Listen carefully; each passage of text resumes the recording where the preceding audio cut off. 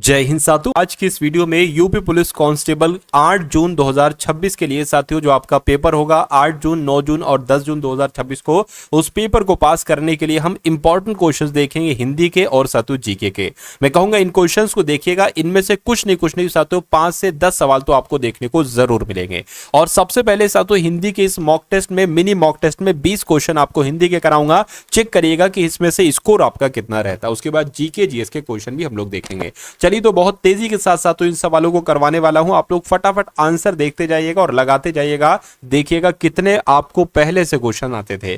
पहला सवाल आपकी स्क्रीन पर है कि निम्नलिखित में से शुद्ध वर्तनी वाला शब्द कौन सा है। साथियों तिरस्कार ये गलत है, ये भी गलत है। तिरस्कार कैसे लिखा जाता है, जैसे ऑप्शन नंबर सी में लिखा हुआ है। आपसे पूछा जा रहा है कि घृणा का समानार्थी शब्द क्या हो सकता है, तो घृणा को साथियों नफरत भी तो कहते, तो नफरत आपका यहां पर जवाब हो जाए। देखिए अगर ये रिपु होता तो रिपु का मतलब पता क्या होता है, दुश्मन होता है। दुश्मन कहते हैं रिपु को, शत्रु कहते हैं, वैरी भी कहते हैं, विरोधी भी कहा जाता है। और चाय के अगर पर्यायवाची समानार्थी पूछे तो चाय को काढ़ा भी कहा जाता है साथियों, और क्वाथ भी कहा जाता है। चाय को क्वाथ भी कहा जाता है, ये आप लोग यहां पर याद रखेंगे। चलिए उसके बाद देखिए अगला सवाल, धमकी देते हुए बदमाश लोगों को रहा था। क्या धमकी देते हुए बदमाश लोगों को ताव रहा था, देख रहा था, घूर रहा था, ये झांक रहा था, तो यहां पर कौन सा शब्द आएगा, घूर रहा था। आंसर आपका सी होगा। अगला देखिए मधुर का साथियों विलोम क्या हो सकता है, मुझे बताइए। तो मैं कहूंगा मधुर का विलोम साथियों कटु होता है। मधुर का विलोम कटु और कटु का विलोम मधुर हो जाएगा। उसके बाद देखिए अगला सवाल आपसे कहा जा रहा है यहां पर कि दिए गए वाक्य में रेखांकित अंश को प्रतिस्थापित करने के लिए सबसे उपयुक्त विकल्प का चयन करिए। भारत एक ताकतवर देश है, तो भारत एक ताकतवर देश है। ताकतवर नहीं आना चाहिए, दुर्बल आना चाहिए नहीं, शक्तिशाली, अविकसित, प्रभावशाली, मैं कहूंगा शक्तिशाली आना चाहिए, क्योंकि भारत एक शक्तिशाली देश है। अगला देखिए मध्य रात्रि के समय, इसके लिए एक शब्द क्या होता है। देखिए साथियों कुछ चीजें मैं आपको बता दे रहा हूं, जैसे कि मध्य रात्रि के समय को क्या कहा जाता है, मैं कहूंगा निशीथ कहा जाता है। और एक तरीके से यहां पर अगर बात करते हैं साथियों, जो तारों भरी रात की अगर बात करते हैं तो उसको विभावरी कहा जाता है। तारों भरी रात के लिए एक शब्द। अगला सवाल आपकी स्क्रीन पर, आजकल वहां काफी सरगर्मी है। यहां पर एक खाली जगह है, आपको बताने कौन सा शब्द आएगा। तो आजकल वहां काफी सरगर्मी दिखती है, ये होना चाहिए, ये खाली जगह में आएगा। अगला देखिए निम्नलिखित में से शुद्ध वर्तनी वाला शब्द इसमें से कौन सा है। मैं कहूंगा उज्ज्वल। मैं आपको बहुत बार बता चुका हूं साथियों कैसे लिखा जाता है साथियों आपका उज्ज्वल शब्द, तो मुझे बताइए उज्ज्वल कैसे लिखा जाता है। देखिए 2 बार जाएगा और दोनों बार साथियों आधा आधा जो आएगा उज्जवल शब्द में, तो कौन सा बिल्कुल सही होगा, ऑप्शन नंबर ए वाला बिल्कुल सही होगा।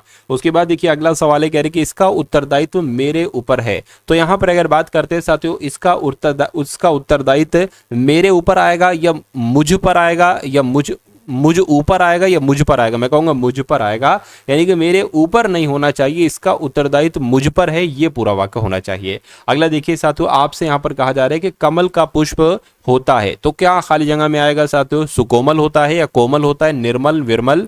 मैं कहूंगा कोमल होता है, कमल का पुष्प कोमल होता है। आंसर आपका बी हो जाता है। गिरी का पर्यायवाची क्या हो सकता है, मुझे बताइए। तो गिरी के तो बहुत सारे पर्यायवाची होते हैं। देखिए साथियों गिरी को हम लोग पर्वत कहते हैं, और पर्वत को पहाड़ भी कहते हैं, पर्वत को अचल भी कहते हैं, पर्वत को शिखर भी कहा जाता है। अगर बादल की बात करें तो बादल को साथियों किन किन नामों से जाना जाता है। बादल को मेघ कहते हैं, बादल को जलद कहा जाता है, बादल को अम्बुद कहते हैं, बादल को अंबुधर कहा जाता है। धरती की अगर बात करें तो धरती को पृथ्वी कहते हैं, धरा भी कहते हैं, भू भी कहते हैं, भूमि भी कहते हैं, वसुंधरा भी कहा जाता है। अगर हम आकाश की बात करते हैं तो आकाश को आसमान कहते हैं, अर्श भी कहते हैं, व्योम भी कहते हैं, शून्य भी कहते हैं, साथियों मंडल भी कहते हैं, है ना।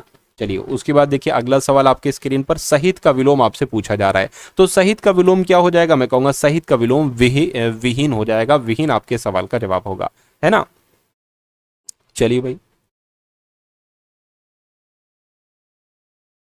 उसके अलावा अगर बात करते हैं सहित का एक विलोम रहित भी होता है। क्या रहित भी होता है और विहीन भी होता है, ये दोनों बातें आप लोग याद रखेंगे। विमुख की अगर बात करते हैं, विमुख का विलोम साथियों उन्मुख होता है। क्या होता है, उन्मुख होता है। नेक्स्ट नंबर का सवाल देखिए आपकी स्क्रीन पर, आपसे कहा जा रहा है साथियों कि पांव उखाड़ना। पांव उखाड़ने का मतलब क्या होता है, ये आपसे कुल मिला के यहाँ पर पूछा जा रहा है। फटाफट आप लोग मुझे बता दीजिए। हार कर भाग जाना, पांव उखड़ना, या आत्मसमर्पण करना, या घायल होना, या गिर पड़ना। क्या आपके सवाल का जवाब हो सकता है, मुझे बता दीजिए। साथियों अगर आपने अभी तक इस वीडियो को लाइक नहीं किया है तो वीडियो को लाइक कर दीजिए। चैनल पर अगर आप लोग नए हैं, चैनल को भी तुरंत आप लोग सब्सक्राइब करके बेल आइकन पर क्लिक कर लीजिए। पांव उखड़ना मुहावरे का अर्थ क्या होगा। चलिए साथियों, क्या आपके सवाल का जवाब हो सकता है? देखिए, इसको हम लोग बहुत सारे नामों से जान सकते हैं साथियों। हार कर भाग जाना हम लोग कह सकते हैं, यानी कि हार कर भाग जाने को या मैदान छोड़ जाने को कहा जाता है पांव उखड़ना। आंसर आपका ऑप्शन नंबर ए होगा। उसके बाद देखिए नेक्स्ट नंबर का सवाल आपकी स्क्रीन पर है। कह के निम्नलिखित 4 विकल्पों में से उस विकल्प का चयन करिए जो दिए गए मुहावरे के अर्थ वाले व्यक्ति को दर्शाता है। चटनी हो जाना, इसके लिए एक शब्द क्या हो सकता है साथियों? चटनी हो जाना। मैं कहूंगा बहुत जल्द खर्च होना। बिल्कुल साथियों, बहुत जल्द जो चीज खर्च हो जाती है उसको कहा जाता है भाई ये तो चटनी हो गई। उसके बाद देखिए अगले नंबर का सवाल आपकी स्क्रीन पर है। दिए गए वाक्य के किस भाग में त्रुटि है? इस ग्रंथ की ऐतिहासिकता अत्यंत संदिग्ध है। तो ऐतिहासिकता नहीं आना चाहिए, ऐतिहासिकता आना चाहिए। तो यहां पर गलती है, तो गलती है तो साथियों यही आपके सवाल का बिल्कुल सही और सटीक जवाब हो जाएगा। भाई बहुत बढ़िया, वेरी गुड क्लास। तो यहाँ पर कुछ इंपॉर्टेंट चीज मैं आपको बता देना चाहता हूँ जो कि आपके यूपी पुलिस कांस्टेबल के पेपर को पास करने के लिए आपके लिए साथियों बहुत इंपॉर्टेंट होगा। देखिए आपका पेपर 8, 9, 10 जून को है। मैं कहूंगा 8, 9, 10 जून को कैसे रीजनिंग के सवाल पूछे जाएंगे, कैसे मैथ के सवाल पूछे जाएंगे, कैसे जीके के और कैसे हिंदी के, ये चीजें आपको बताने के लिए आपको कुछ पीडीएफ दी जा रही हैं। मैं कहूंगा हर एक क्वेश्चन के नीचे उसका पूरा सॉल्यूशन होगा। जैसे मान लीजिए रीजनिंग का क्वेश्चन है, रीजनिंग के नीचे इसका आंसर होगा और इसका पूरा सातों सॉल्यूशन यहाँ पर आसान भाषा में समझाया गया है। ऐसी रीजनिंग है, ऐसी मैथ है, ऐसी जीके है, ऐसी हिंदी है। रीजनिंग मैथ के आपको मॉडल पेपर मिल जाएंगे, जीके के इंपॉर्टेंट क्वेश्चन मिल जाएंगे, हिंदी के इंपॉर्टेंट क्वेश्चन मिल जाएंगे। मेरा मानना है कि इस पीडीएफ में से कुछ नहीं 70% क्वेश्चन तो आपको देखने को मिलेंगे और करंट अफेयर 2026 के भी क्वेश्चन आपको सातों यहाँ पर मिलेंगे। तो ये पीडीएफ बहुत अधिक नहीं, सिर्फ और सिर्फ 45 रुपीज में आपको दी जा रही है। डिस्क्रिप्शन में लिंक है यूपी पुलिस कांस्टेबल पीडीएफ का, वहां से जाकर आप इस पीडीएफ को पेमेंट करके साथियों प्राप्त कर सकते हैं। चलिए उसके बाद देखिए किसी के पीछे पीछे चलने को क्या कहा जाता है, तो आपको ध्यान रखना है साथियों, उसको अनुगामी कहते हैं। आंसर आपका ऑप्शन नंबर डी होगा। कौन सा विलोम युग्म सुमेलित नहीं है? तो कौन सा विलोम युग्म सुमेलित नहीं है ये आपसे कुल मिला के पूछा जा रहा है, मुझे बताइए। चलिए देखिए यहां पर अगर बात करते हैं, अवनत का विलोम उन्नत होगा, अकाम का विलोम सकाम होगा, अधम का विलोम उत्तम होगा, अंगीकार का विलोम स्वीकार नहीं होता है, अंगीकार का विलोम अस्वीकार होता है। तो ये विलोम युग्म सही नहीं है, सही नहीं है, तो यही आपका जवाब होगा। उसके बाद देखिए अगला सवाल है, आपसे कहा जा रहा है कि ईर्ष्यालु कैसे लिखा जाता है? तो मैं कहूंगा ऐसे तो नहीं लिखते, ऐसे भी नहीं, हाँ जैसे ऑप्शन नंबर सी में लिखा हुआ है ईर्ष्यालु, बिल्कुल ऐसे ही लिखा जाता है। अगला सवाल देखिए, आपसे यहां पर कहा जा रहा है कि कवि ने प्रकृति की सुंदर शोभा का वर्णन किया। तो दिए गए वाक्य के किस भाग में त्रुटि है ये आपसे कुल मिला के पूछा जा रहा है, मुझे बताइए। चलिए देखिए, सुंदर शोभा का वर्णन किया ये नहीं होना चाहिए, सुंदरता का वर्णन किया ये होना चाहिए। यानी कि कवि ने प्रकृति की सुंदरता का वर्णन किया, तो दिक्कत कहां पर है? दिक्कत यहां पर है, ये नहीं होना चाहिए था। अगला देखिए, अंधेर करना, इस मुहावरे का मतलब क्या हो सकता है? अंधेर करना का मतलब होता है साथों अन्याय करना। तो अन्याय करना आपके सवाल का जो होगा वो बिल्कुल सही जवाब हो जाएगा। उसके बाद देखिए अगला सवाल, भारत का राष्ट्रीय गान यानी कि जनगण मन सबसे पहले कब और कहां पर गाया गया था? तो अब आपके सामने साथों जीके जीएस के क्वेश्चन स्टार्ट हो चुके हैं। इन क्वेश्चन को आप लोग देखिएगा और बताइएगा साथों इनमें से कितने क्वेश्चन आपके सही रहे। अभी करंट अफेयर 2026 के भी क्वेश्चन साथों इस वीडियो में हम लोग देखेंगे। भारत का राष्ट्रीय गान यानी कि जनगण मंगल ये सबसे पहले 1911 में गाया गया और कलकत्ता में गाया गया। आपको ध्यान रखना है, क्वेश्चन इंपॉर्टेंट है। भारत का राष्ट्रीय आदर्श वाक्य क्या है? तो आपको मालूम होना चाहिए सत्यमेव जयते, ये भारत का राष्ट्रीय आदर्श वाक्य है। भारत में शोर मंदिर जो है ना ये कहां पर स्थित है? तो कांचीपुरम में है, चेन्नई में, सारनाथ में, महाबलीपुरम में है। मैं कहूंगा महाबलीपुरम में साथियों शोर मंदिर। अगला देखिए, हर्षवर्धन के राज्यसभा कवि कौन थे? ये सवाल आपसे पूछा जाता है। तो बाणभट्ट ही हर्षवर्धन के राज्यसभा कवि थे। उसके बाद देखिए, गुप्त शासकों की सरकारी भाषा या दरबारी भाषा भी कह सकते हैं साथियों, कौन सी थी? मैं कहूंगा संस्कृत जो है ना ये गुप्त शासकों की सरकारी या दरबारी भाषा कहलाई जाती थी। वेदों की ओर लौटो, ये नारा साथियों किसने दिया था? मैं कहूंगा ये नारा दयानंद सरस्वती के द्वारा दिया गया था, वेदों की ओर लौटो नारा। अगला देखिए, 1857 के विद्रोह के समय है ना भारत के गवर्नर जनरल कौन थे? तो उस समय साथियों लॉर्ड कैनिंग थे। 1857 के विद्रोह के समय भारत के गवर्नर जनरल लॉर्ड कैनिंग थे। अगला देखिए, धार्मिक स्वतंत्रता का अधिकार संविधान के किन अनुच्छेदों में वर्णित है? तो अनुच्छेद 25 से लेकर 28 तक में साथियों धार्मिक स्वतंत्रता के अधिकार का जिक्र किया गया है। उसके बाद देखिए, 1956 के राज्य पुनर्गठन अधिनियम द्वारा कितने राज्य और संघीय क्षेत्रों की स्थापना की गई? तो अगर बात करते साथियों 14 राज्य और 6 संघीय राज्यों की स्थापना की गई थी 1956 के राज्य पुनर्गठन अधिनियम के तहत। अगला सवाल देखिए, देश में प्रथम लोक अदालत का आयोजन कहां पर किया गया था? तो कहां पर किया गया था साथियों, ये आपसे पूछा जा रहा है। मैं कहूंगा गुजरात में किया गया था, तो गुजरात आपके सवाल का जवाब होगा। उसके बाद देखिए भारत में कुल कितने उच्च न्यायालय हैं, कितने हाई कोर्ट हैं? मैं कहूंगा 25 हाई कोर्ट हैं, 25 उच्च न्यायालय हैं। 1 रुपए के नोट पर किसके हस्ताक्षर होते हैं आपसे पूछा जा रहा है, बताइए। तो रिजर्व बैंक के गवर्नर के नहीं साथियों, रिजर्व बैंक के डिप्टी गवर्नर के, केंद्रीय वित्त मंत्री के नहीं, वित्त सचिव के हस्ताक्षर होते। केंद्रीय वित्त सचिव हस्ताक्षर, उनके हस्ताक्षर होते थे साथियों 1 रुपए के नोट पर। अब उसके बाद देखिए साथियों बैंकिंग क्षेत्र में EDD का फुल फॉर्म क्या हो सकती है साथियों? मैं कहूंगा इनहेंस ड्यू डिलिजेंस होती है। और ऐसा कहां पर लिखा हुआ है? ऐसा ऑप्शन नंबर डी में लिखा हुआ है। अगला सवाल देखिए, गैसोहोल एक मिश्रण है, तो किसका किसका मिश्रण आपसे पूछा जा रहा है? गैसोलीन और एथेनॉल का मिश्रण है, और ये कहां पर लिखा हुआ है? ऐसा ऑप्शन नंबर बी में लिखा हुआ है। उसके बाद देखिए अगला सवाल, निम्नलिखित में से किसने गोबर गैस प्रणाली का आविष्कार किया था? तो गोबर गैस प्रणाली का आविष्कार किसने किया था? मैं कहूंगा CV देसाई ने ही गोबर गैस प्रणाली का आविष्कार किया था। राइट आंसर आपको ऑप्शन नंबर सी होगा। उसके बाद देखिए किस देश में राइट टू डिस्कनेक्ट कानून लागू हुआ? ये क्वेश्चन साथियों बहुत इंपॉर्टेंट है, आपको ध्यान रखना है। ऑस्ट्रेलिया देश की अगर हम बात करें तो ऑस्ट्रेलिया देश में राइट टू डिस्कनेक्ट नाम का एक कानून लागू होने वाला है। उसके बाद देखिए साथियों R श्रीधर किस देश की टीम के सहायक कोच नियुक्त किए गए हैं? तो आपका जवाब साथियों अफगानिस्तान हो जाएगा, क्योंकि R श्रीधर जो है ना, ये अफगानिस्तान देश की टीम के सहायक कोच नियुक्त हुए हैं। उसके बाद देखिए किसने सर्फिंग में एशियाई खेलों के लिए कोटा हासिल किया है? तो किसने किया है? अपने देश भारत ने किया है। भारत आपके सवाल का जवाब होगा। अगला देखिए, प्रधानमंत्री मोदी ने किस देश को भीष्म क्यूब्स भेंट किए हैं? तो क्या आपका जवाब साथियों हो सकता है यहां पर आपका जवाब यूक्रेन हो जाएगा। प्रधानमंत्री मोदी ने यूक्रेन देश को भीष्म क्यूब्स भेंट किए हैं, ये आपको ध्यान रखना है, आपके एग्जाम में साथियों आ सकता है। साथियों देखिए जैसे कि आपके 38 सवाल पूछे जाएंगे किसके? जीके, जीएस और करंट अफेयर यूपी जीके के, जिसमें करंट अफेयर की अगर हम बात करते हैं लगभग साथियों आपके 10 से 10 सवाल, लगभग 8 से 10 सवाल करंट अफेयर के आएंगे।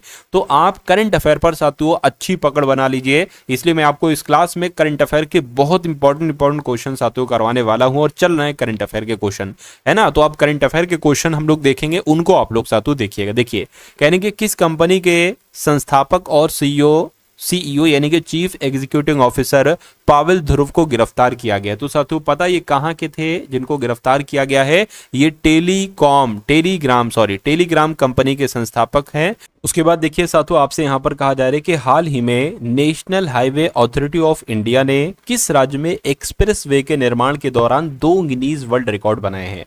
तो ये बात चल रही है साथियों आंध्र प्रदेश की। आंध्र प्रदेश राज्य ने यानी कि national highway authority of India ने आंध्र प्रदेश में एक्सप्रेस वे के निर्माण के दौरान 2 गिनीज वर्ल्ड बनाए हैं, आपको ध्यान रखना है, 2 गिनीज वर्ल्ड रिकॉर्ड बने हैं। अगला सवाल देखिए, कहने के हाल ही में जीआई काउंसिल ने हेल्थ इंश्योरेंस इकोसिस्टम के लिए किसे सीईओ नियुक्त किया है? तो साथियों एस प्रकाश जी को सीईओ नियुक्त किया है, आपको ध्यान रखना है। उसके बाद देखिए किस आईआईटी ने वैश्विक अनुसंधान फाउंडेशन का शुभारंभ किया है? तो किसने किया है साथियों? आईआईटी मद्रास ने किया है। आंसर आपको ऑप्शन नंबर सी होगा। उसके बाद देखिए इसको हम लोग देख चुके हैं, सवाल को इसको भी देख चुके हैं। अगला देखिए, भारत की आयुष प्रणाली को किस देश के साथ हुए द्विपक्षीय व्यापार समझौते में शामिल किया गया है? तो आपका जवाब साथियों यहां पर क्या होगा? आपका जवाब यहां पर ओमान हो जाएगा और न्यूजीलैंड हो जाएगा। यानी कि भारत की आयुष प्रणाली को इन 2 देशों के साथ हुए, ओमान और न्यूजीलैंड देश के साथ हुए द्विपक्षीय व्यापार समझौते में शामिल किया गया है। अगला सवाल देखिए, उत्तर प्रदेश में कहां दृष्टि बाधित लोगों के लिए पहली ब्रेल लाइब्रेरी साथियों खोली गई है? तो आपका जवाब उत्तर प्रदेश का लखनऊ हो जाएगा, यानी कि लखनऊ में ही दृष्टि बाधित लोगों के लिए पहली ब्रेल लाइब्रेरी खोली गई है। उसके बाद देखिए किस देश में अमेजन की डंक रहित मधुमक्खियों को विश्व का पहला कानूनी अधिकार प्राप्त हुआ है? तो मैं कहूंगा साथियों पेरू देश आपका जवाब होगा। पेरू देश में अमेजन की डंक रहित मधुमक्खियों को विश्व का पहला कानूनी अधिकार प्राप्त हुआ है। उसके बाद देखिए अगला सवाल, किस देश ने Taimur air launch cruise missile का परीक्षण किया है? तो साथियों क्या आपके सवाल का जवाब हो सकता है, मुझे आप लोग बताइए। मैं कहूंगा साथियों ईरान, बांग्लादेश नहीं, पाकिस्तान आपका जवाब होगा। यानी कि पाकिस्तान देश ने Taimur air launch cruise missile का परीक्षण किया है। किस बैंक ने डिजिटल बैंकिंग सिक्योरिटी को बढ़ावा देने के लिए सेफ्टी सेंटर लॉन्च किया है? तो एक्सिस बैंक ने साथियों सेफ्टी सेंटर लॉन्च किया है। अगला सवाल देखिए, विश्व युद्ध अनाथ दिवस साथियों कब मनाया गया है? तो विश्व युद्ध अनाथ दिवस कब मनाया गया है? मैं कहूंगा 6 जनवरी को विश्व युद्ध अनाथ दिवस मनाया गया है। 4 जनवरी 2026 को किस देश का 78वां स्वतंत्रता दिवस मनाया गया है? तो यहां पर आपका जवाब साथियों म्यांमार देश हो जाएगा, यानी कि 4 जनवरी 2026 को म्यांमार देश का 78वां स्वतंत्रता दिवस मनाया गया है। केंद्र सरकार ने किस राज्य में लोहित नदी पर कलाई द्वितीय जल परियोजना को मंजूरी दी है? तो आपका जवाब साथियों अरुणाचल प्रदेश हो जाएगा, यानी कि केंद्र सरकार ने अरुणाचल प्रदेश राज्य में लोहित नदी पर कलाई द्वितीय जल परियोजना को मंजूरी दी है। अगला सवाल आपकी स्क्रीन पर है, किस राज्य ने स्थानीय निकाय चुनावों में 2 बच्चों के नियम को खत्म कर दिया है? तो आपका जवाब साथियों यहां पर जो होगा वो तेलंगाना हो जाएगा, यानी कि तेलंगाना राज्य ने स्थानीय निकाय चुनावों में 2 बच्चों के नियम को खत्म कर दिया है। किस देश ने नया मिसाइल विध्वंस पोत लॉदी लॉन्च किया, जिसका नाम क्या है साथियों? लॉदी है। तो ये लॉदी पता है किसने लॉन्च किया है? चीन देश ने किया है, ये आप लोग ध्यान रखेंगे। विध्वंसक पोत है एक तरीके से, इसका नाम लॉदी है। अगला सवाल देखिए, किस देश ने इंडियन प्रीमियर लीग के प्रसारण पर रोक लगा दी है? तो मैं कहूंगा बांग्लादेश आपका जवाब हो जाएगा, यानी कि बांग्लादेश ने इंडियन प्रीमियर लीग के प्रसारण पर रोक लगा दी है। राइट आंसर आपका ऑप्शन नंबर सी होगा। खेलो इंडिया है ना क्या साथियों, खेलो इंडिया बीच गेम्स के दूसरे संस्करण का उद्घाटन किस स्थान पर किया गया है? तो ये साथियों दीव में किया गया है। राइट आंसर आपका बी हो जाता है। अगला देखिए, भारत के पहले स्वदेशी प्रदूषण नियंत्रण पोत ICGS समुद्र प्रताप को कहां कमीशन किया गया है? तो इसको साथियों गोवा में कमीशन किया गया है। तो गोवा आपके सवाल का जो होगा वो बिल्कुल सही और सटीक जवाब हो जाएगा। चलिए साथियों अगला सवाल देखिए, किसे नृत्य कलानिधि पुरस्कार से सम्मानित किया गया है? तो आपका जवाब साथियों उर्मिला सत्यनारायण हो जाएगा, क्योंकि इनको ही नृत्य कलानिधि पुरस्कार से सम्मानित किया गया है। किसे सिक्किम उच्च न्यायालय का मुख्य न्यायाधीश नियुक्त किया गया है? तो यहां पर आपका जवाब साथियों क्या हो जाएगा? जस्टिस ए मोहम्मद मुश्ताक आपका जवाब हो जाएगा। सिक्किम उच्च न्यायालय के मुख्य न्यायाधीश यही बनाए गए हैं। सदानंद दाते किस राज्य के नए DGP बने हैं? तो ये साथियों महाराष्ट्र के नए DGP बने हैं। महाराष्ट्र आपका जवाब हो जाता है। अगला सवाल देखिए, राष्ट्रीय पक्षी दिवस साथियों कब मनाया जाता है? तो 5 जनवरी को राष्ट्रीय पक्षी दिवस मनाया जाता है। किसे यूक्रेन के आर्थिक विकास के लिए नया सलाहकार नियुक्त किया गया है? तो मैं कहूंगा साथियों क्रिस्टिया फ्रीलैंड को यूक्रेन के आर्थिक विकास के लिए नया सलाहकार नियुक्त किया गया है। अगला देखिए, कौन दुनिया का सबसे बड़ा चावल उत्पादक देश बना है? बताइए। तो मैं कहूंगा अपना देश भारत ही दुनिया का सबसे बड़ा चावल उत्पादक देश बना है। अगला सवाल आपकी स्क्रीन पर, किसने 44वीं जूनियर राष्ट्रीय खो खो चैंपियनशिप जीती है? तो यहां पर आपका जवाब साथियों कर्नाटक हो जाएगा, क्योंकि कर्नाटक राज्य ने 44वीं जूनियर राष्ट्रीय खो खो चैंपियनशिप जीती है। नेक्स्ट नंबर का सवाल देखिए, PWD ने कहां सड़क संकेतों पर QR कोड लगाना अनिवार्य कर दिया है? तो आपका जवाब साथियों यहाँ पर मुंबई, चेन्नई, बेंगलुरु, दिल्ली होगा। दिल्ली आपके सवाल का जवाब हो जाता है, यानी कि PWD ने दिल्ली में सड़क संकेतों पर QR कोड लगाना अनिवार्य कर दिया है। किस राज्य का लिंग अनुपात 2025 में तेजी से बढ़कर 923 हो गया है? तो आपका जवाब साथियों हरियाणा हो जाता है, यानी कि हरियाणा राज्य का लिंग अनुपात 2025 में तेजी से बढ़कर 923 हो गया है। भारतीय सेना ने सूर्यास्त्र रॉकेट सिस्टम के लिए किसके साथ समझौता किया है? तो साथियों इजराइल देश के साथ समझौता किया है भारतीय सेना ने सूर्यास्त्र रॉकेट सिस्टम के लिए, ये आपको ध्यान रखना है। अगला सवाल आपकी स्क्रीन पर है, कहां नमे सिद्ध दिवस समारोह का आयोजन हुआ है? तो कहां पर साथियों इसका आयोजन हुआ है? चेन्नई में इसका आयोजन हुआ है। आंसर आपका ऑप्शन नंबर सी होगा। प्रधानमंत्री नरेंद्र मोदी ने किस शहर में 72वें राष्ट्रीय वॉलीबॉल टूर्नामेंट का उद्घाटन किया है? तो वाराणसी में किया है, यूपी के वाराणसी में किया है, आप लोग याद रखेंगे। किसने खतबात ए मोदी लाल किला की फसील नामक पुस्तक का विमोचन किया है? तो मैं कहूंगा साथियों धर्मेंद्र प्रधान ने किया है। राइट आंसर आपका ए है। अगला देखिए,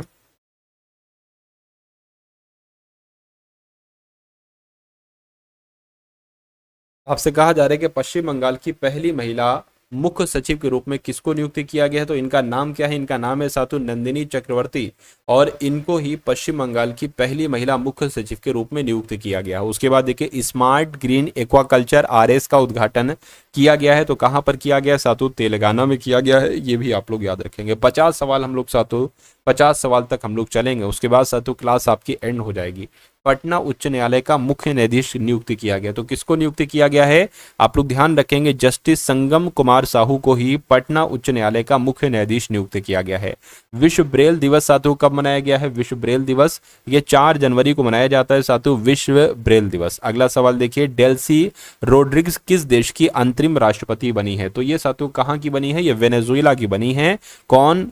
वेनेजुएला देश की अंतरिम राष्ट्रपति बनी है डेल्सी रोड्रिग्स। उसके बाद देखिए, जारी एनटीसीए की रिपोर्ट के अनुसार वर्ष 2025 में भारत में कितने बाघों की मौत हुई थी? तो भारत में सातों 166 बाघों की मौत हुई थी रिपोर्ट के अनुसार। अगला देखिए, वित्त वर्ष 2026 में भारत के निवेश चार्ट में सर्वोच्च स्थान किस राज्य को प्राप्त हुआ है? तो किस राज्य को प्राप्त हुआ है? मैं कहूंगा आंध्र प्रदेश को प्राप्त हुआ है। आंध्र प्रदेश आपके सवाल का जवाब होगा। भारत का पहला सरकारी अस्पताल आधारित एआई क्लिनिक ये कहां पर स्थापित किया गया है? तो ये साथियों ग्रेटर नोएडा में स्थापित किया गया है। राइट आंसर आपको ऑप्शन नंबर डी होगा। किस राज्य सरकार ने स्कूलों में अखबार पढ़ना अनिवार्य किया है? अखबार पढ़ना अनिवार्य किया है, मैं कहूंगा राजस्थान आपका जवाब होगा। यानी कि राजस्थान राज्य सरकार ने स्कूलों में अखबार पढ़ना अनिवार्य कर दिया है। उसके बाद देखिए अगला सवाल, 3 जनवरी 2026 को सावित्रीबाई फुले की कौन सी जयंती मनाई गई है? मैं कहूंगा 195वीं साथियों जयंती मनाई गई है। अगला देखिए, शब्दोत्सव साहित्य उत्सव का आयोजन कहां पर हुआ है? तो कहां पर हुआ है आपको याद रखना है साथियों, नई दिल्ली में हुआ है। नई दिल्ली आपके सवाल का जवाब है। किसने skill the nation challenge launch किया है? तो मैं कहूंगा साथियों द्रौपदी मुर्मू जी की अगर बात करें तो इन्होंने skill the nation challenge launch किया है। सदानंद दाते किस राज्य के नए डीजीपी बने हैं? तो ये महाराष्ट्र के डीजीपी बने हैं। महाराष्ट्र आपके सवाल का जवाब हो जाता है। किसे झारखंड उच्च न्यायालय के मुख्य न्यायाधीश के रूप में नियुक्त किया गया है? तो मैं कहूंगा जस्टिस महेश शरद चंद्र सोनाग इनका नाम है और ये झारखंड उच्च न्यायालय के मुख्य न्यायाधीश के रूप में साथियों इनको नियुक्त किया गया है। अग्नि 5 इंटर कॉन्टिनेंटल बैलिस्टिक मिसाइल का सफल रात्रिकालीन परीक्षण ये कहां पर किया गया है? तो कहां पर किया गया है साथियों? ओडिशा में किया गया। मैं कहूंगा बिल्कुल ओडिशा में ही किया गया है।